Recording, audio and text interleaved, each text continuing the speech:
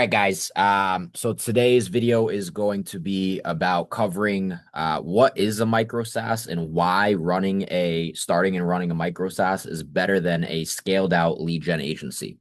Okay, so this is going to be covering, a model shift nobody talks about, less chaos, more leverage, right? More profit, higher margins, fewer headaches, right? That's the most ideal outcome, kind of when we're looking to either start an online business or just, operate within an industry, right?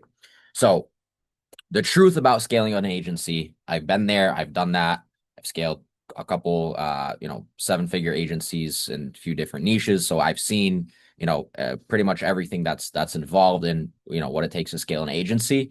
Scaling agency typically, if you're running a done for your agency, it's a higher ticket model. So you're working with, more higher ticket clients, more fulfillment, more payroll, more people, more problems, right? Your revenue goes up for sure, much quicker, much faster. But trust me, the stress goes up even faster, right? A lot of moving pieces, especially with the higher ticket clients. They just paid you 1,500, 2,500, $3,500, $4,500 a month. So the expectations are definitely there, right? Like obviously you need to be able to provide a very high quality service. And at scale, that's very difficult to do to be able to, manage consistently on a monthly basis, right? So micro SaaS is a completely different game, right? And even for me, I've played both sides, both ends, and even getting into starting a SaaS, a true SaaS, right? A micro SaaS, it's a completely different ball game, right? Small software business, right? You're not trying to work with everybody. You're very niched. You have a very, you're selling one product to one specific type of customer. It's a simple, low ticket recurring subscription, right? You want to become the utility bill, right?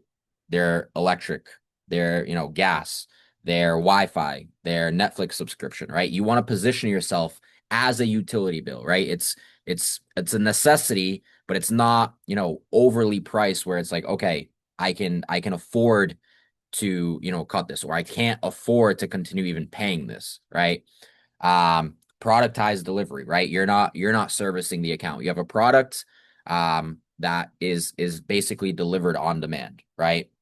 And systems do the work, right? You're not relying on people, right? With an agency, you need account managers as you scale. You need, internal VAs. You need, appointment setters. You need sales reps. You need a lot of different people, right? At the peak of my agencies, we had, 14, 15, 16 different people involved within the company, which was, a job within itself, just managing, those types of, that amount of people. So, if you can remove that process, let systems do the work and not people, right? People are very expensive. That's why you have more people in your company, your prices need to go up higher, and therefore, that kind of gets pushed on to your customers, to pay, right?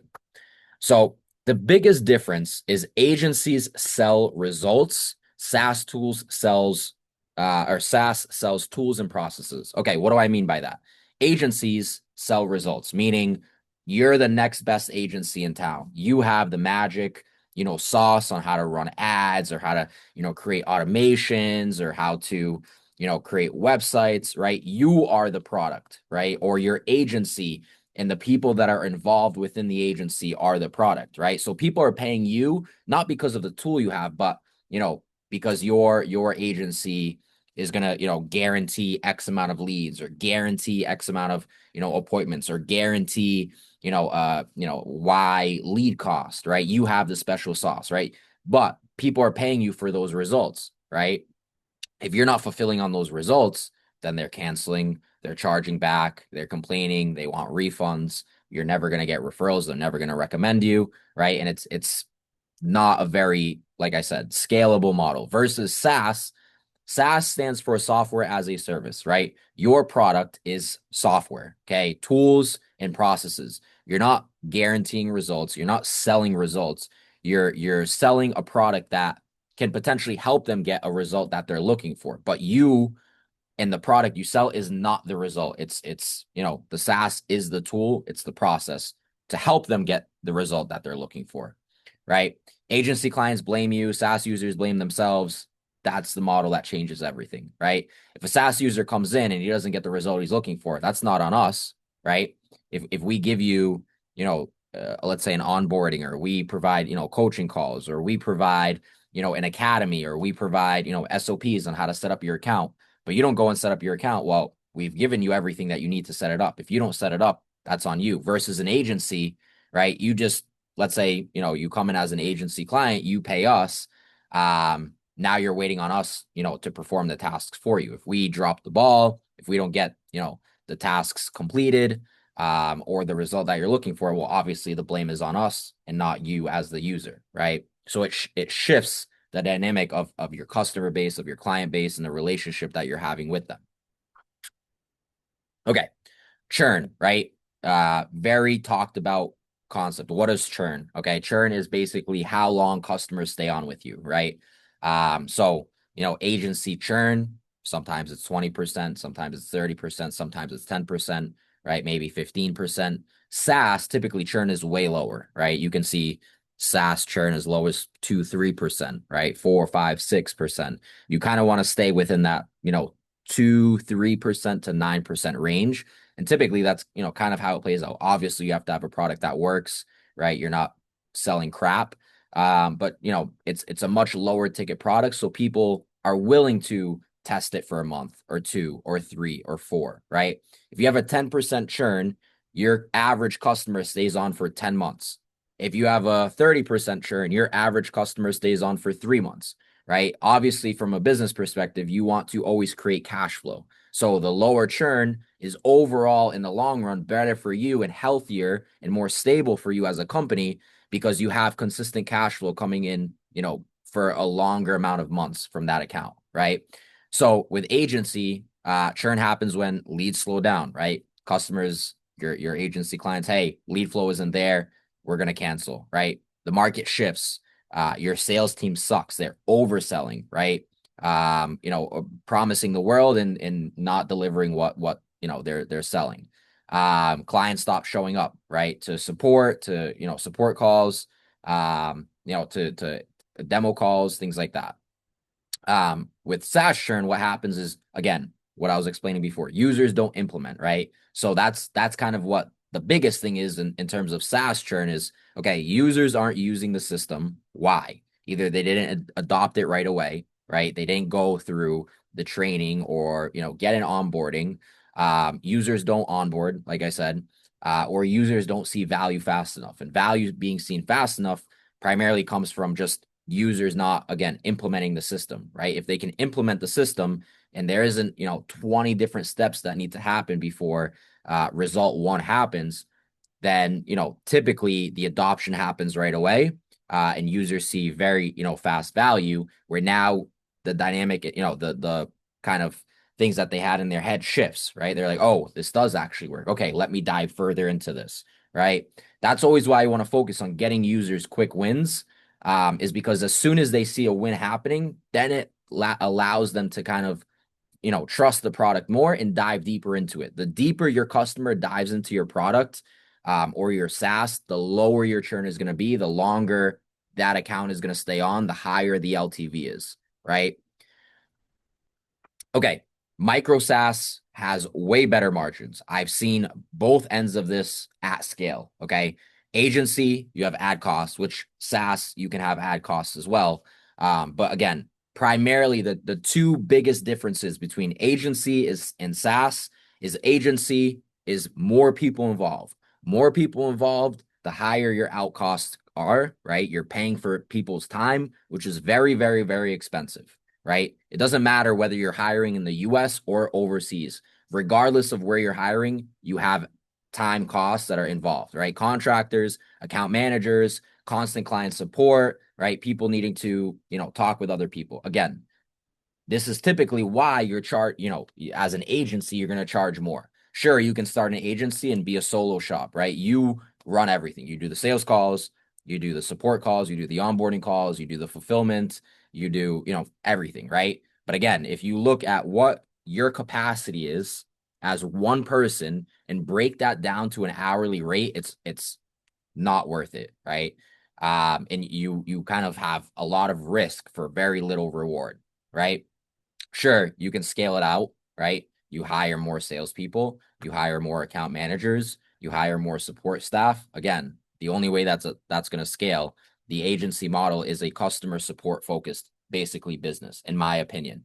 Versus micro SaaS is you're selling software, right? You're not selling your time, you're not selling your expertise or your angle or things like that. It's productized, it's a productized, software. So you have, relatively low costs where you can keep the company very lean, right? You have your software costs, which are, typically minuscule, unless you're going, full dev and you're developing your own product. You have, some basic support systems, right? You have a community for, to also, handle some support, and then some basic automations, right? So way leaner you are, the higher your profit margins are, right? And that's a lot of people I think get kind of mixed up with that when they're starting a business or scaling out a business. Is like, yeah, sure. And I've made this personal mistake myself is, getting into business. Let's chase the revenue. Let's chase the revenue, right? Higher revenue. Let's go 20, 30K, 30, 40K, 50, 60K, 60 to 100K, right? You want to scale it up, scale the revenue, but okay, what's left on the back end, right? We didn't go into business for ourselves to work for free, right? You don't want to chase revenue, you want to chase profit and margins, right? Micro SaaS revenue compounds, okay? And what I mean by compounding, the lower your churn, the more that subscription is going to continue rebilling, right? Or more months, okay? Agency, you have to basically re-earn the revenue every month, right?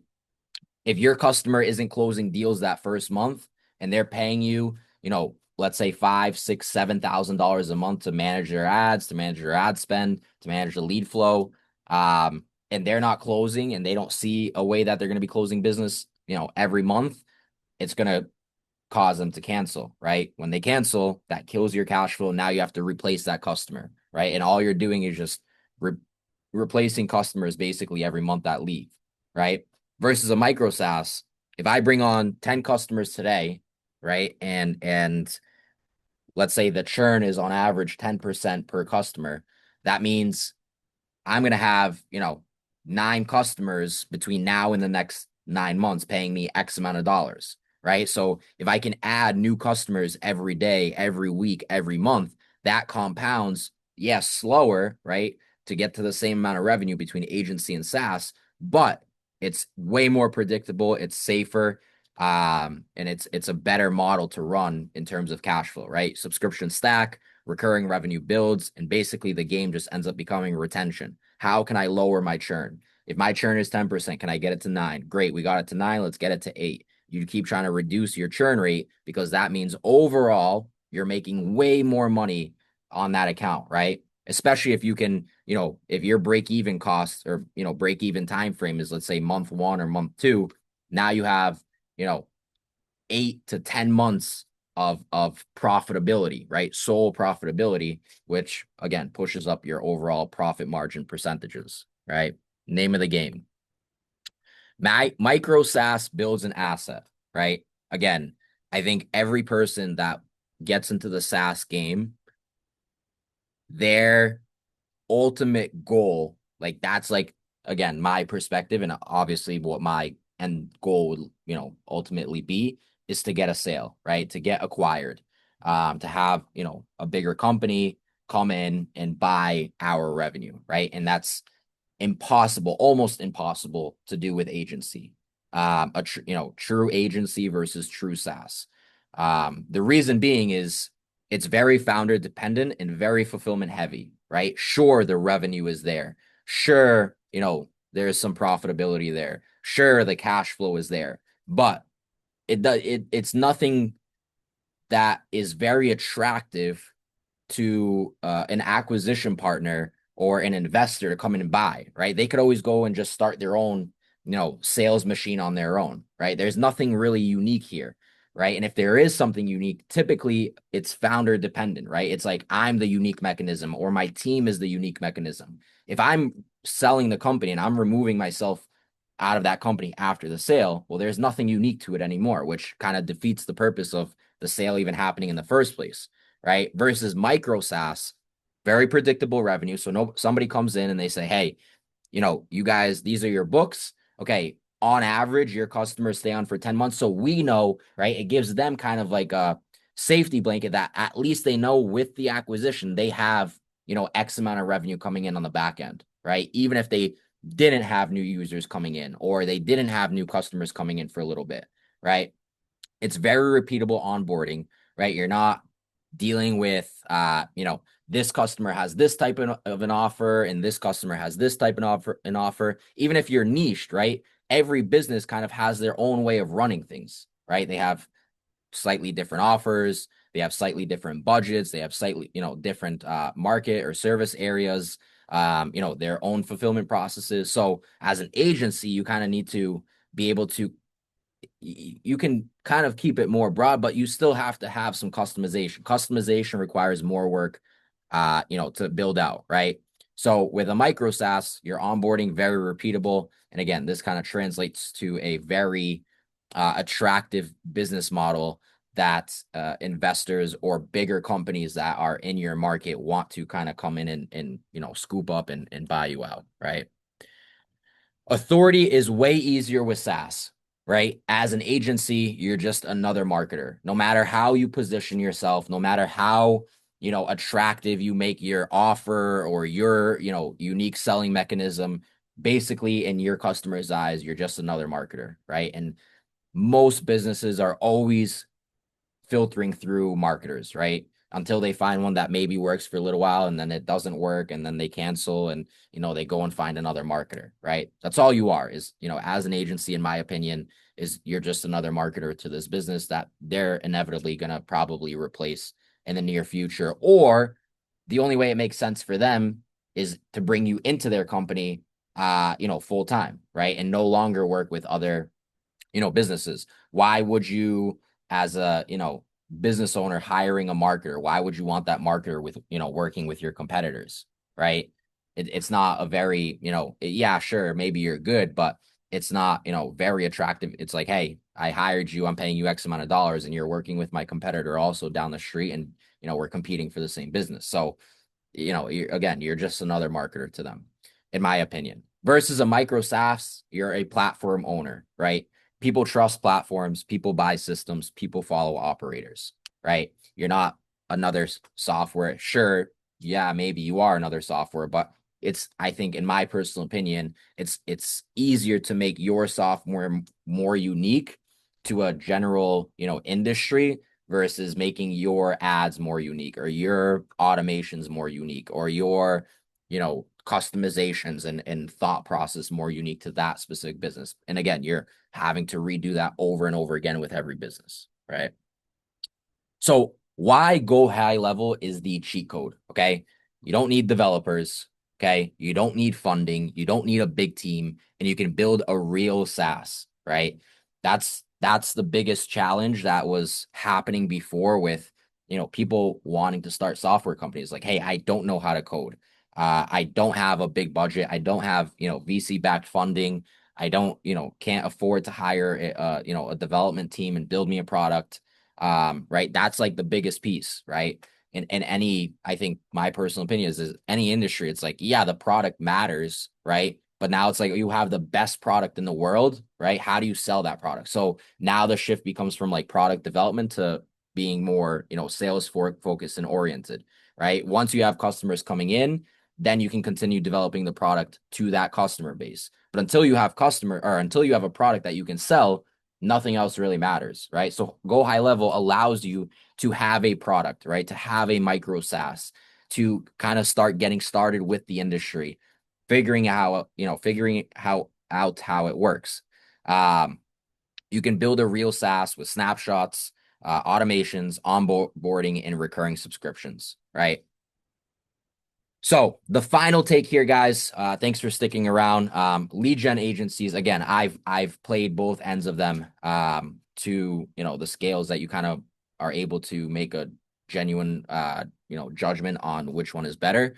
Lead gen agencies, high revenue, very high stress. Micro SaaS, slower start for sure, right? Lower subscriptions, but way bigger upsides on the back end, right? On my opinion, and that's for me, it's like if I'm starting, starting a business is risky within itself.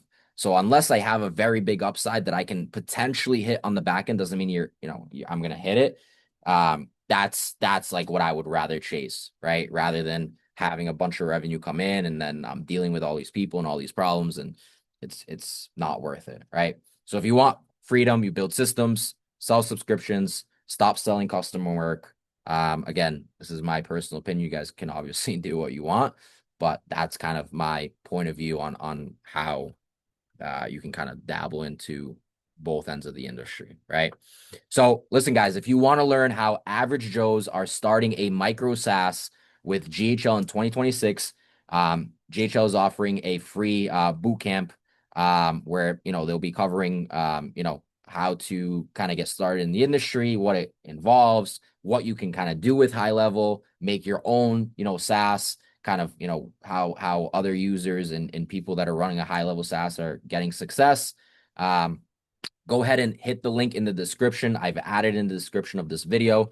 Go ahead and get started with a 30-day free trial with High Level. And again, with your 30-day free trial, you'll be added into and enrolled into their live bootcamp. Okay, guys, they're doing a live bootcamp, and they'll help you launch your High Level account together. All right, guys, we will see you in the next one. Thank you for subscribing. We always appreciate the love we get on the videos, and we'll see you guys in the next one.